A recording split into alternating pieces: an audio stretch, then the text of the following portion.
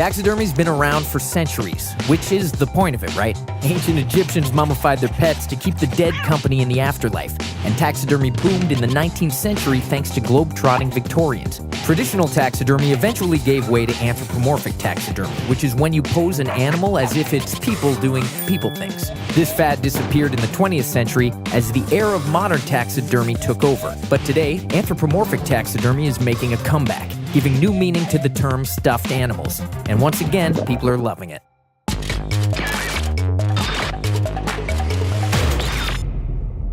Meet Ankixa Risk, a taxidermist doing it the old school way. She's also the founder of Casual Taxidermy, an intensive hands-on course that teaches anyone brave enough how to do anthropomorphic taxidermy and turn a dead animal into a wild work of art.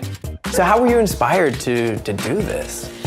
So I was spending a lot of time down in San Francisco during the 90s, and I came across a little shop that sold taxidermied mice in Victorian costumes, and I absolutely fell in love with them, and always had it in the back of my mind that maybe when I retired it was something I was gonna do.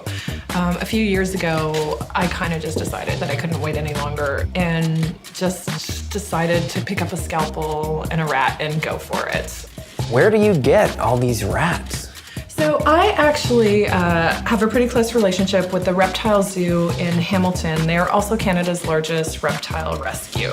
So all of the rats that I work with in my workshops, as well as the pieces that I make into anthropomorphic mounts for sale, anything that I sell is actually, it's not a street rat. It's rats that were bred for meat for reptiles. I basically am just taking their pelts, and all of the meat goes back to the zoo to feed the crocodiles. Can you take us through the step-by-step process of how you take one dead rat to a rat on a bicycle?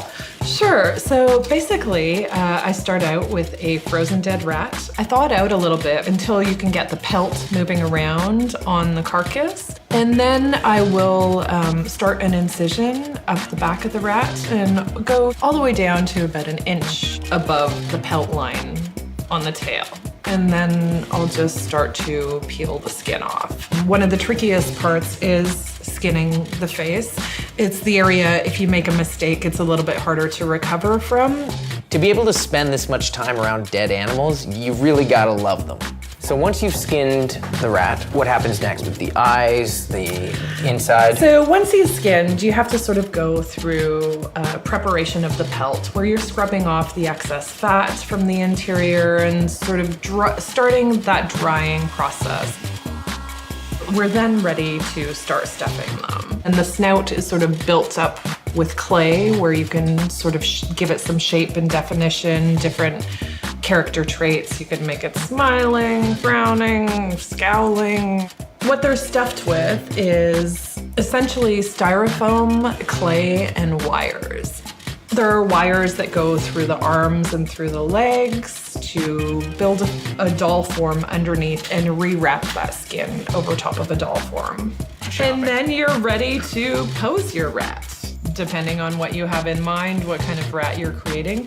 One of the rats that I could never sell is probably the first rat that I ever stuffed. She's the one that's on my business cards. So sometimes I work on portraitures where I'm doing either characters based on my friends or celebrities. Yeah, tell me a little bit about those. So this guy here is modeled after a famous certain horror film director. Yeah. Can you take a guess at who that might be? Might it be George Romero? This is George Romero. Do you see that? Come on. Now that's creepy. Morbid? Maybe. Kika's unique creations may not be for everybody, but after you see a rat playing a piano or dressed for a masquerade, they kind of grow on you. After all, a taxidermied rat is just a rat on a couch talking on the phone.